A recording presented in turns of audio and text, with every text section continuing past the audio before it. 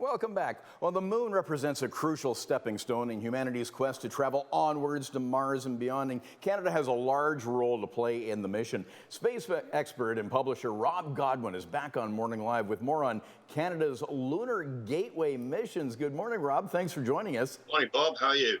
Good, good. So in the little time that we have here, let's talk about the Lunar Gateway and the Lunar Exploration Accelerator Program, or LEAP, from the Canadian Space Agency. Sure. Yeah, well, the Canadian Space Agency's allocated $150 million for Canadian companies and universities to be able to develop new technologies for use on the moon. So that puts us right in the driving seat, or a part of the driving seat, for the new lunar missions at Artemis in the 2020s, late 2020s. Yeah, now part of that mission includes, or under the umbrella of LEAP, is a new and improved Canadarm3. What is its capabilities and role?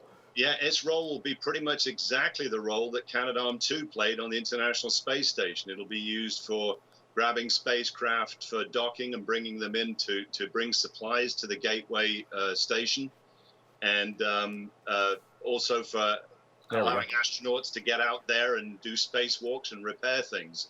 So it'll be a smaller but probably more sophisticated version than Canadarm2. You can see it in the graphics there. Right. Now, there's going to be a Canadian rover on the moon. Yeah, well, the plan is for a small unmanned rover. Of course, there are plans right now to build large new manned rovers as well. But Canada's also, one of the things with the LEAP program is to come up with a lunar navigation system, which ostensibly might use artificial intelligence for navigating from crater to crater, because there's no GPS on the moon right now. Yeah, we saw a shot, and we'll have some more coming up here. The evolution of rovers, they've come a long way, haven't they? Yeah, it's incredible. You know, that lunar rover that they took to the moon in the 70s, you know, there it is right there. They developed that and flew it in 18 months. They were given the contract in 69, and it was on the moon by the summer of 71. Yeah, now this is a new one being developed that we're looking at? Yeah, that's one that was actually canceled. That was the SEV. It was up to 2010.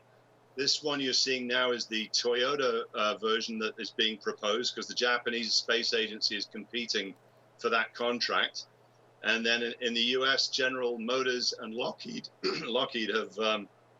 have come up with their own design, which they're hoping will win that contract. But NASA haven't even issued the request for proposals for that yet. Right. So it's quite competitive for that gig right now. Oh, I bet. Now, Canada's role with Artemis, there's a promise to include Canadian astronauts, but they will not be setting foot on the moon, will they? Well, ultimately, I hope to. Yeah, I mean, not in the initial stages, I'm sure. Yeah. But Canada's role with its astronauts has always been as playing a support role with the experiments that Canada designs and builds. So I would assume that ultimately, if Canada's designing a lunar surface navigation system, you would hope that a Canadian astronaut would be there to use it one day. So you're confident at one point Canada will be planting a flag on the moon? Well, I don't.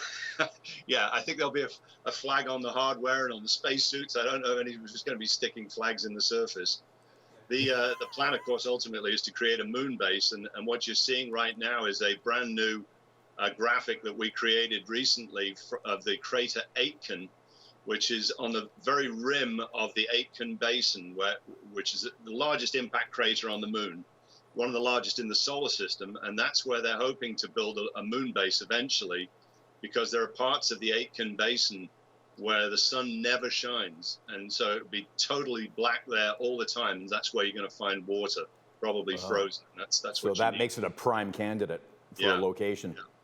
Yeah, and those images are a part of a book, actually, we should mention, Apollo, and what is it, Apollo near the moon's, over the moon in perspective. Yeah, I worked on it with Jack Schmitt, who was the only scientist to actually walk on the moon.